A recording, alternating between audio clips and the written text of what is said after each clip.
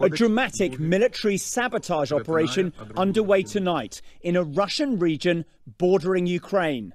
Explosions and thick smoke rising over Belgorod. Military armoured personnel carriers seen near a badly damaged building in video circulating online. Russian nationals from an anti-Putin group, which has links in Ukraine, claiming responsibility for the attack. The group calling itself the Liberty of Russia Legion. Russia blaming Ukraine, Ukraine calling it Russian resistance and denying involvement.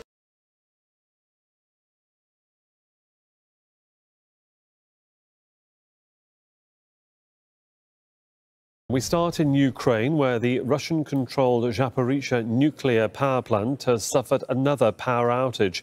Ukraine's state-owned power generating company accused Russia of carrying out missile strikes on Monday morning that cut off the facility.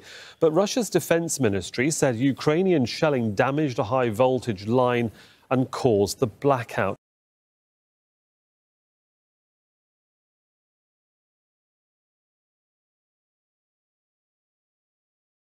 Three Palestinians have been killed during a raid by Israeli forces in the occupied West Bank. Now, it happened in the Balata refugee camp on the outskirts of Nablus in the early hours of Monday. Ambulances were blocked from reaching the camp. The Palestinian Health Ministry says at least 6 people were injured.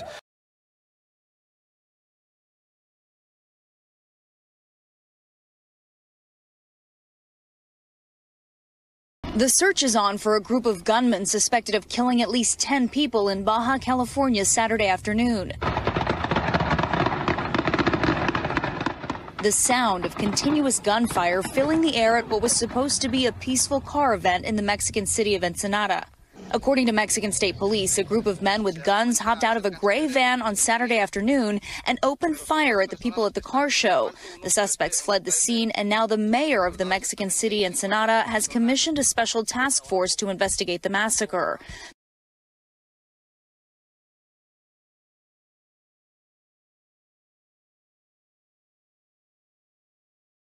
The first search here in Portugal in nearly a decade, Mark, began at first light after a credible tip-off, as it's being described. It is being led by investigators from Germany, where the prime suspect, pedophile Christian Bruckner, is in jail. They're working with local police and UK investigators from Scotland Yard and will split into 4 teams. Their focus is this reservoir and the surrounding scrub that was last searched in 2008.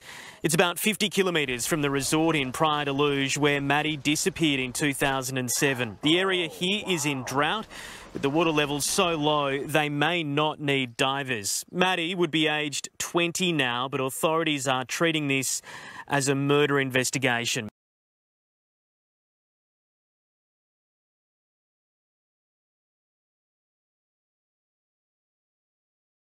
A team of 21 South Korean experts arrived at the Fukushima nuclear power plant on Tuesday for inspections at the site. This comes amid lingering concerns about the safety of the wastewater from the crippled plant ahead of its planned release into the sea. The inspection team will be at the site for 2 days, with day 1 focusing on examining the so-called ALPS purification system that removes radioactive substances from the contaminated water before it's released into the ocean. The so-called K4 storage tanks are also on the list for inspection. These tanks store and measure the concentration of radioactive substances in the contaminated water.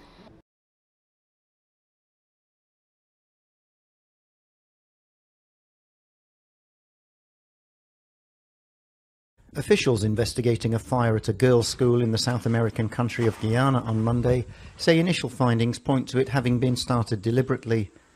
At least 19 children died in the blaze, 17 others were taken to hospital. The president has decreed 3 days of national mourning. Police say the doors were locked, preventing the girls from escaping as the windows were barred. Firefighters had to open holes in the walls to rescue the survivors. Police say at this time they don't know the motives behind the incident.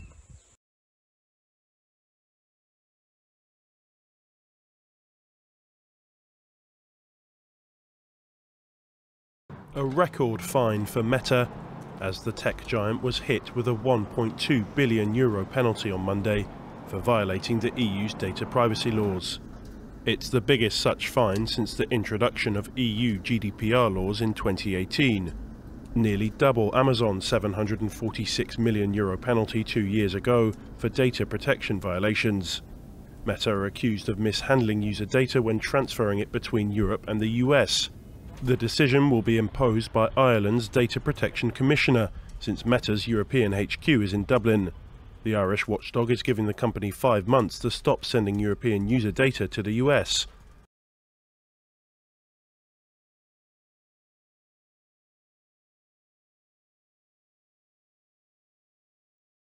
Former US President Donald Trump is slapped with a $10 million defamation case by columnist E. Jean Carroll, who earlier won a $5 million sexual abuse and defamation case against him. An amended lawsuit seeking $10 million in compensation damages was filed in Manhattan by lawyers of Carroll, who say remarks by Trump in response to her rape allegations so spoiled her reputation that she lost her long-time job as an Elle magazine advice columnist.